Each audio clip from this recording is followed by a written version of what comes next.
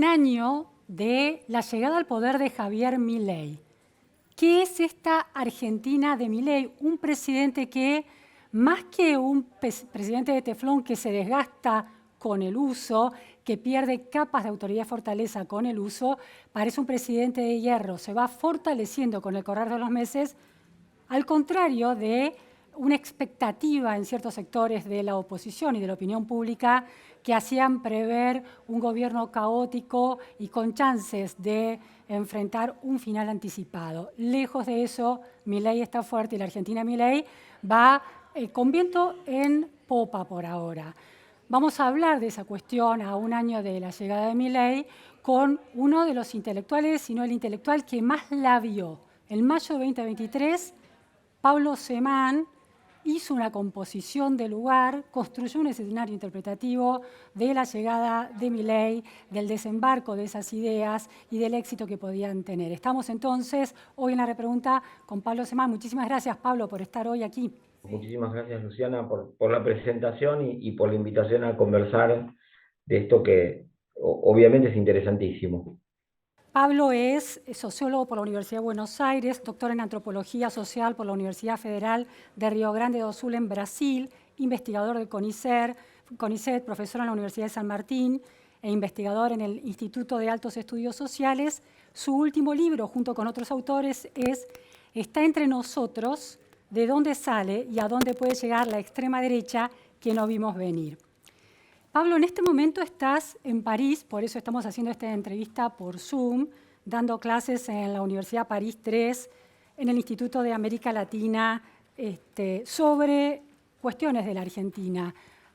Hay una charla que estás dando con otro colega tuyo sobre la Argentina de Milei. ¿Cuál es la mirada en Francia sobre la Argentina de Milei? ¿Qué preguntas se hacen? Porque, digo, Francia es un estado de bienestar con una crisis inmigratoria fuerte, con un estado de bienestar que tiene problemas, pero sigue habiendo una fe en ese estado de bienestar, algo contrario a lo que plantea la Argentina de Milei. Sí, como Francia en este momento también es un país muy dividido, las preguntas que se hacen sobre Milei son muy diferentes, ¿no? Y en esto aprovecho para decir algo que es, como Milei no es solo el reflejo de una ola mundial, sino también un líder que por las cosas que dice y por las cosas que hace, eh, habilita nuevas posibilidades de enunciación política. Entonces una parte de los políticos, sobre todo de la extrema derecha francesa, miran a Milei con curiosidad y casi como alguien a seguir y piensan, bueno, ese es el camino, y por el otro lado hay políticos, yo diría más bien del centro y también de la izquierda, que muestran lo que ocurre con Milei y con lo que propone Milei, cuál sería el desastre que podría ocurrir para Europa. Es decir, Milei, insisto, no solamente es un reflejo de una ola mundial, como se quiso decir, sino también se transformó en un influyente mundial, eh, no importa si a favor o en contra de su imagen, pero es una referencia mundial que genera distintas preguntas. Y Ahora, sí, sí, desde esa derecha que lo ve como un espejo deseable, esa derecha europea, la francesa o las otras derechas europeas, ¿cuánto de la mirada que tienen sobre Milei te parece acertada? ¿Podrías desarrollarlo y cuánto te parece, bueno, no adherirías a puedo esa evaluar a las derechas, mirada? pero te agrego una cosa, ¿no? A En ver, la derecha, en el Partido Liberal Alemán, donde renuncia el ministro de la coalición que gobernaba Alemania hasta hace poco, ese ministro dijo que Milei era el camino a seguir, y la presidenta de su partido dijo que habría que expulsar al exministro de Economía. O sea, lo que trae Milei, no importa si yo no puedo juzgar la mirada de esos partidos como acertada o no, pero sí les trae divisiones a esos partidos porque Milei les propone extremos. De todas maneras, lo que yo podría así decir es que, hasta donde yo veo, las instituciones europeas las instituciones nacionales de los países europeos no tienen el plan que tiene Milei de transformar la totalidad de la sociedad en un mercado. Las propuestas liberales más extremas para Milei serían comunistas. Las propuestas liberales. Más extremas que hay en Europa, para Milei igual serían demasiado de izquierda, porque para Milei todo, absolutamente todo, puede ser mercado, y en Europa, y sobre todo en Francia, en Alemania, ni los partidos de derecha más liberales están pensando en mercantilizar totalmente la salud, o la educación, o las jubilaciones, ¿no? Entonces, más allá de si es acertado o no, lo que en todo caso ellos pueden tener a Milei es como un horizonte, pero de ninguna manera como un horizonte práctico. En todo caso, puede ser alguien que para ellos aboga a favor de la necesidad de más mercado, y también puede ser que para esos líderes políticos sea un ejemplo de un presidente que, según ellos, no cede en sus proposiciones políticas. Bien. Pablo, si nos mudamos a la Argentina, vos viste este fenómeno, por lo menos la composición sociológica de la adhesión a Milei ya en mayo de 2023. En este recorrido desde aquel mayo, después el desembarco en el poder el 10 de diciembre de 2023, ahora un 10 de diciembre de 2024, ¿qué cambió en relación a esa composición sociológica? ¿Qué se confirmó? ¿Qué diferencias o qué confirmaciones hay?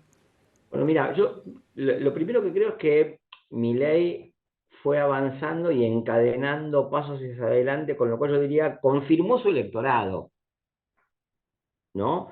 Eh, Incluso en algunos momentos hubo como un festival de encuestas hace 2 o 3 meses diciendo que Milei perdía imagen, y yo creo que, digamos, se perdió de vista una distinción que es lo inmediato y lo actual, ¿no? Y en lo inmediato había objeciones relativas al ajuste, donde algunos electores de Milei y algunos electores que no habían votado por Milei tenían como más desesperanza, más bronca, más objeciones a las políticas puntuales de Milei. Pero al mismo tiempo, esos mismos electores, y no solo los de Milei, sino también otros que no habían votado a Milei, tenían en su mapa mental la idea de que Argentina necesitaba un reseteo, y eso era más amplio que lo inmediato, era la época donde una parte de la población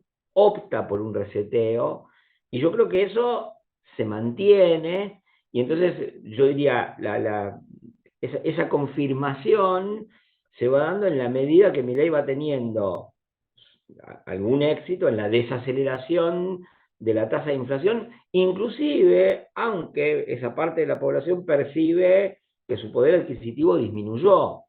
Pero lo que pasa es que la situación con la inflación y la inestabilidad anterior era tan desesperante que mucha gente prefiere el sacrificio del empobrecimiento al de la incertidumbre, y el estar haciendo malabarismos todo el tiempo con el dinero. Entonces, yo diría, se ratificó la composición electoral y se intensificó la composición ideológica y política de la fuerza del gobierno.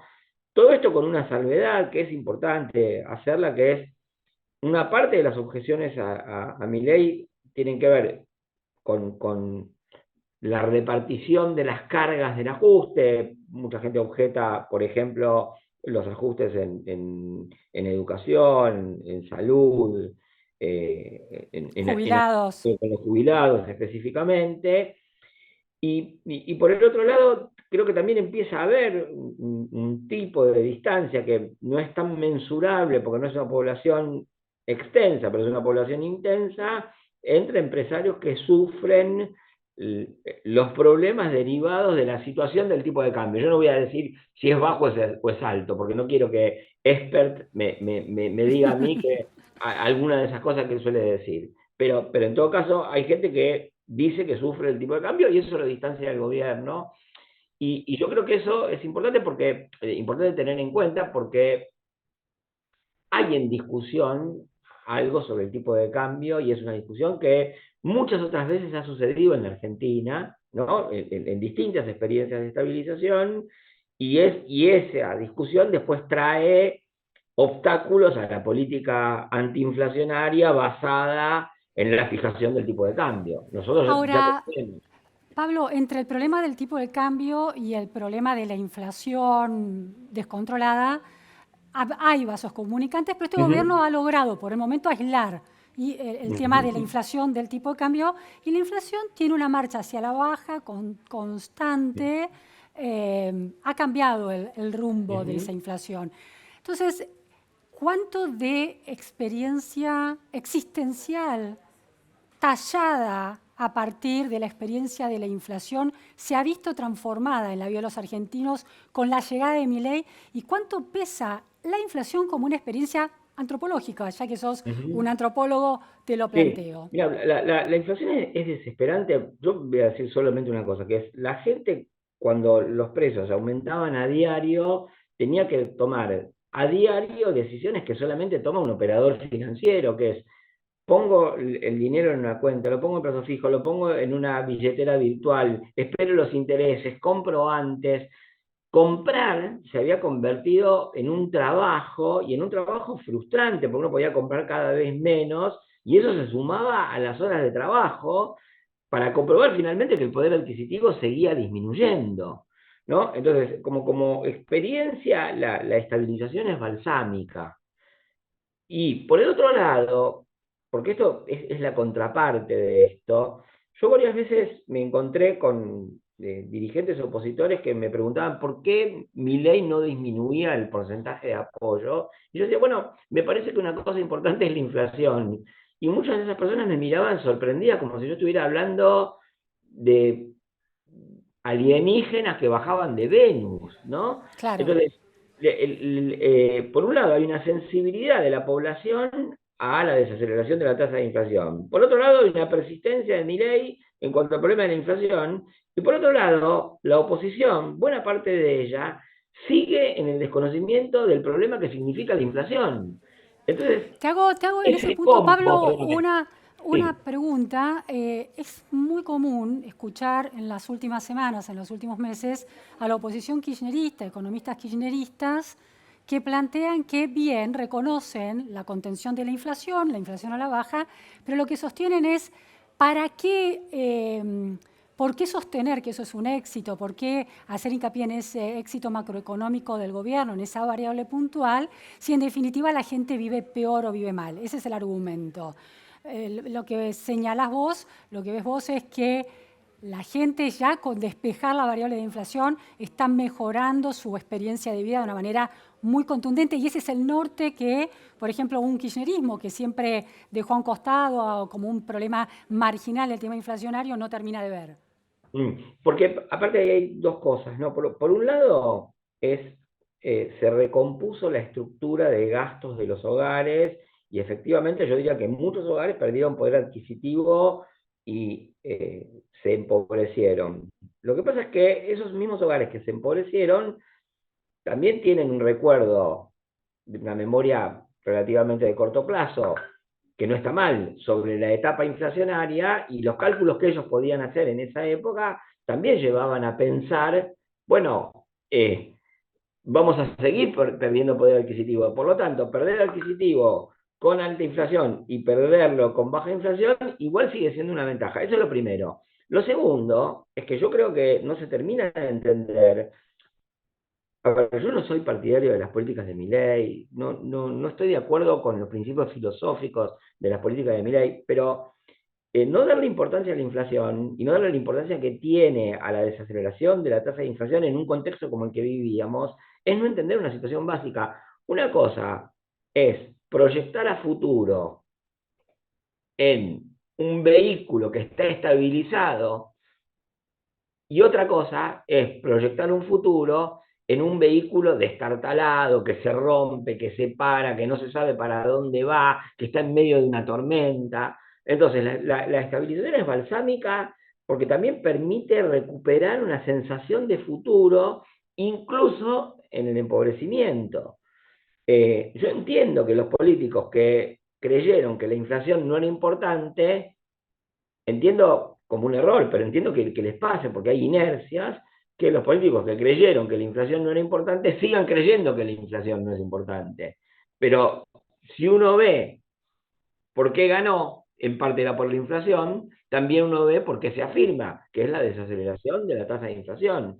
Después hay estimaciones eh, más o menos erradas, más o menos acertadas sobre cuánto poder adquisitivo se perdió. Pablo, dijiste algo muy interesante, que a pesar del empobrecimiento hay una expectativa de futuro. Eso tiene que ver otra vez con otra dimensión de la inflación, que bueno, controlado el problema de la inflación, estabilizada esa cancha, las personas, los ciudadanos empiezan a percibir que la salida volvió un poco a sus manos. Mira, creo que en parte sí, y ahora se abre una etapa que yo creo que es diferente, porque por un lado, lo que nosotros tenemos es como la apertura de un nuevo ciclo político basado en un tipo de liderazgo que, digamos, privilegia la fuerza y la jerarquía, ¿no? Que es el caso de Milei, y hay que ver si esto no es un nuevo tipo de ciclo político, que es una posibilidad. Y por el otro lado, también lo que tenemos, porque eso también tenemos experiencia histórica, es cierto, las estabilizaciones después de la inflación son satisfactorias para los electorados. Ahora, hay resultados de medio y de corto plazo que generan otra agenda y otros conflictos. ¿No? Yo pienso, por ejemplo, la convertibilidad tiene éxito, pero hacia el 94 empiezan primeros grandes conflictos a propósito de, ya no del empobrecimiento, sí de la desocupación, ¿no? Y nosotros todavía no sabemos cómo va a funcionar ese esquema. Entonces yo puedo decir, hasta acá la renovación del crédito a mi ley se debe al efecto balsámico de la desaceleración de la tasa de inflación y sobre eso no hay duda.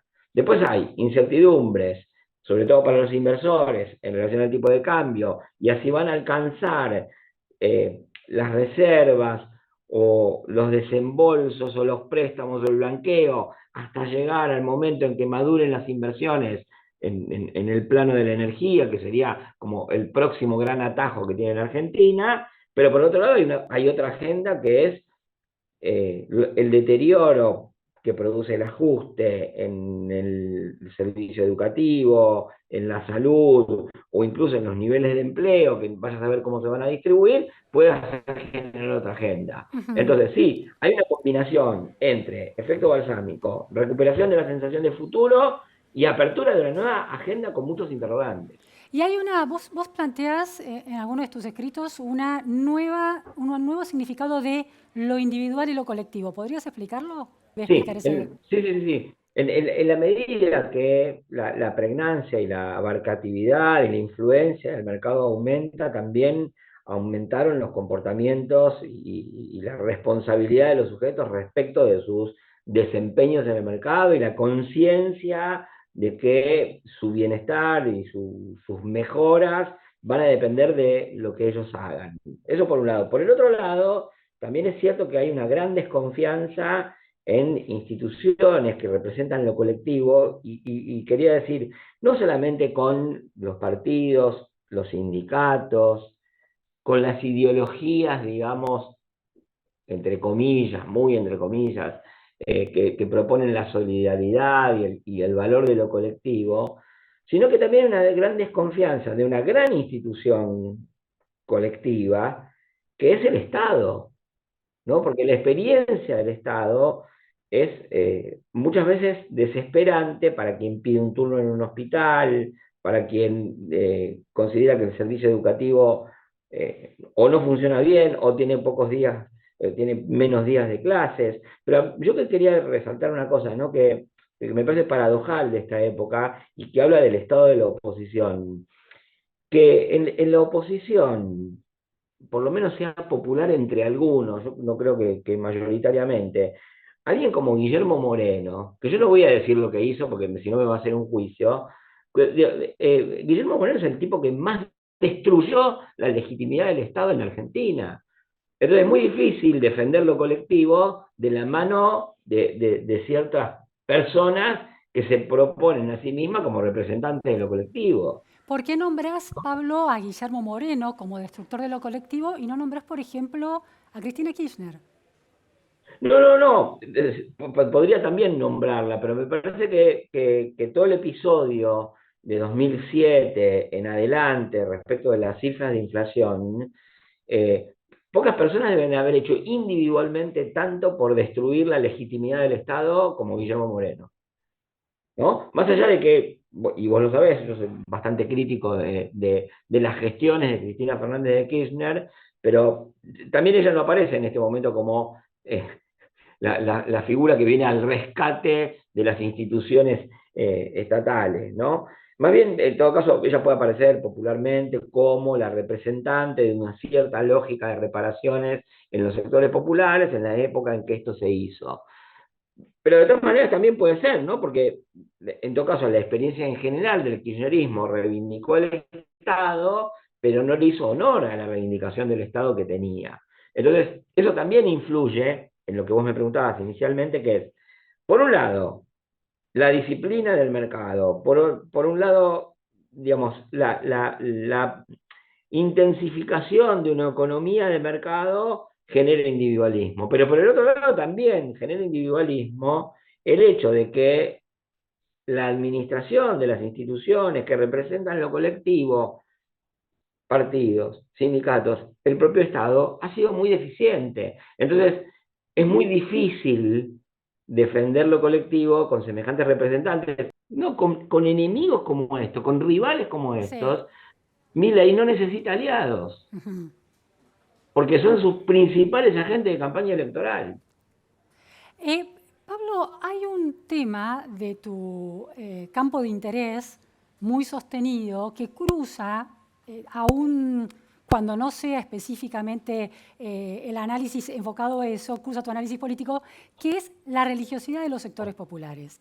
Me interesa Ujú. pensar esa cuestión en relación a la política y en relación a este Milei que usa una bibliografía religiosa desde la Biblia hasta textos vinculados con el judaísmo para explicar sus intenciones políticas y para construir sentido político, o tiene un brazo político militante llamado las Fuerzas Sí. del Cielo. Mira, ¿Cuánto pesa esa religiosidad de los sectores populares? Pues uno piensa en el macrismo, que no apeló a esa batería ujú, simbólica, pero sí el ujú, kirchnerismo, que apeló. El macrismo no ujú, logró convertirse en cultura y el kirchnerismo lo logró durante más de una década y Milei ujú. busca algo parecido. Entonces, ¿cómo juega esa religiosidad? ¿Qué ves ahí? Mira, yo te diría lo siguiente, eso no termina de funcionar, pero te quiero decir algo antes. A ver. En general, los grupos políticos se plantean batallas culturales que no ganan cuando se las plantean como tales. Ujú. Las batallas culturales que ganan no se dieron cuenta que las ganaron y ya las ganaron. Entonces, por ejemplo, el kirchnerismo tenía ganada su batalla cultural contra el neoliberalismo antes de plantearse la batalla cultural en los medios. Y el mileísmo tenía ganada su batalla cultural a favor del libre mercado, a favor de la libertad, antes de generar emprendimientos de batalla cultural como las fuerzas del cielo. Eso es lo primero, ¿no? Que en Interesante. general a todos los grupos políticos les pasa que se sobregiran. Y entonces, por ejemplo, los peronistas y el kirchnerismo creyeron que el 54% eran los votos del Nestornauta, ¿no? Y no eran los votos por la mejora económica. Bueno, en el mileísmo está empezando a pasar una cosa así, y por ahí alguno va a creer que la representación oscura, digamos, como mínimo, del acto de la fuerza del cielo, es lo que les trae apoyo. Yo creo que eso no es lo que les trae apoyo, lo que trae apoyo es la desregulación de la tasa de inflación. Ahí viene una respuesta más profunda a lo que vos preguntás, que es la búsqueda de conexión con el sentimiento religioso de las clases populares, sea este católico, evangélico, creencias de los santos populares, es siempre una tentativa de, casi yo diría, de punguismo simbólico, perdón la expresión, ¿no? De vampirismo simbólico, y lograr que el sentimiento religioso de los sectores populares es genuino, honesto, fuerte, constante desde hace muchísimo tiempo, y si uno ve simplemente eh, el efecto positivo que causan las invocaciones religiosas de Milei, se nota que no es lo que más atrae de Milei. Milei, aunque se ponga en la posición de judío mesiánico, de filo evangélico, del batallador cristiano más importante del planeta, de lo que sea, no es eso lo que le da popularidad. Entonces, yo creo que ahí hay una cosa de intentar, ¿no? Un poco es el que no conoce a Dios le reza a cualquier santo, es el dicho, ¿no? Entonces, la tentativa de identificarse con lo religioso para convocar a las masas, pero la verdad es que no es eso lo principalmente convocante de mi ley. ¿Cómo En todo caso, yo sintetizaría? diría, por ejemplo, Lo principalmente el, convocante es, bueno, el resultado con la inflación y qué otra cuestión. bueno, justo iba a decirte que es, A ver. mucha gente se rió del símbolo de la motosierra. Y el símbolo de la motosierra, en el caso de Milei, era condensador de aspiraciones muy profundas de la sociedad argentina en cuanto a la idea de reseteo. Y yo puedo estar muy en desacuerdo con esa idea por muchas razones, pero en todo caso puedo entender que ese es un símbolo convocante. Y por eso digo, la batalla cultural se gana cuando uno no la sabe. Cuando uno dice el juego que está jugando, en realidad no está jugando ese juego. Muy ¿No? interesante eso. Cuando Sí, la sí. idea de batalla cultural que se da desde el Estado, yo lo dije en el caso del kirchnerismo y lo vuelvo a decir en el caso del mileísmo, justamente la idea de batalla cultural en su origen gramsciano, que ahora todo el mundo habla de Gramsci, tiene que ver con disputar el sentido común en la sociedad civil de la sociedad civil. Patotear a la sociedad desde el Estado a través de los medios de comunicación no da resultado y eso debería saberse. Uno puede ocultar algunas cosas un tiempo, pero después lo que la gente intuye sale, ¿no? Pablo, Por sí. ejemplo, te doy otro ejemplo. Hubo un momento en los últimos 3 meses que Milei bajó en las encuestas y efectivamente había bajado porque había objeciones al ajuste. Y ahí no hubo ni redes sociales, ni invocaciones a Cristo, ni nada que salvaran a Milei de esa baja de las encuestas, Claro. ¿no? Entonces está todo el Sí, mundo sí. obsesionado, analistas contrarios, analistas neutrales, analistas favorables a Milei, militantes en contra de Milei, con la idea de encontrar el mensaje mágico. Bueno, no, lo que funciona más o menos son las políticas y las consecuencias de las políticas. En este momento, mucha gente está de acuerdo con las políticas que se están aplicando por las consecuencias de corto plazo, habrá que ver en el mediano y el largo. Pablo, última cuestión. El libro sobre la derecha en la Argentina tiene esta idea de dónde sale y a dónde puede llegar, ¿no? El de dónde sale. Esta semana mostró un fenómeno importante en el que el gobierno decidió exponerse muchísimo, que fue la organización de esta conferencia CPAC con la llegada de Laura Trump y con la imagen de, bueno, con Bolsonaro, la derecha brasilera. ¿Qué aporta a este análisis o a esta configuración de esta Argentina tan particular ese vínculo con esa derecha y esa puesta en escena, ¿no? La escenificación del poder Ujú, de esa derecha ujú. y también la conexión con Elon Musk? ¿Qué ves ahí? Mira, nosotros hicimos este libro con Ezequiel Saferstein, Melina Vázquez, Nicolás Bersinger y Sergio Morres y Martín Vicente, que se fijaron muy bien en una cuestión que era la relación entre nacionalismo y liberalismo en la construcción de la derecha contemporánea. Yo agregaría a eso, que en esa relación que se hizo más fluida, se hicieron más compatibles cuando no habían sido tan compatibles y con tendencias centrífugas entre el liberalismo y el nacionalismo, que pasó una cosa que es muy importante, que es que el conflicto que transformó el nuevo orden mundial emergente en los 90 en un orden multipolar y conflictivo, para nada armónico, le impide a los liberales ser cosmopolitas como ellos creían que eran, porque queremos ir al mundo, pero el mundo no está. Está el conflicto a nivel mundial. Y eso les permite converger con sectores nacionalistas conservadores que también dejaron de ser nacionalistas porque ahora son internacionalistas conservadores.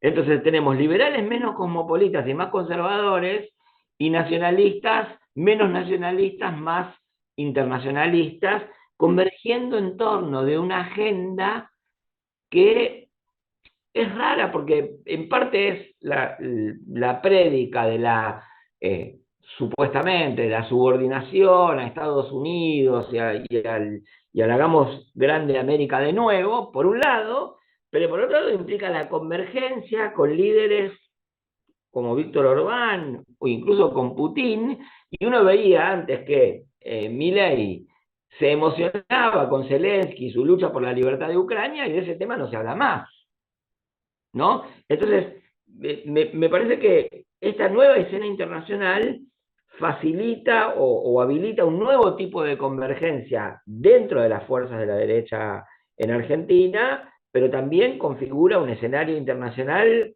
más incierto donde ellos se insertan de una forma tensionada, porque por un lado se supone ubicarse bajo la órbita de Estados Unidos, buscar la amistad de Estados Unidos, la intervención de Estados Unidos en los temas financieros, pero por el otro lado, apoyar políticas que Estados Unidos en su conjunto no apoyaría tanto, y encima se agrega el tema de las relaciones comerciales multipolares que Milei había rechazado de plano, y ahora no hay ningún problema en sacar una foto con la bandera de la República Popular China, con la que supuestamente no había que hacer ningún negocio.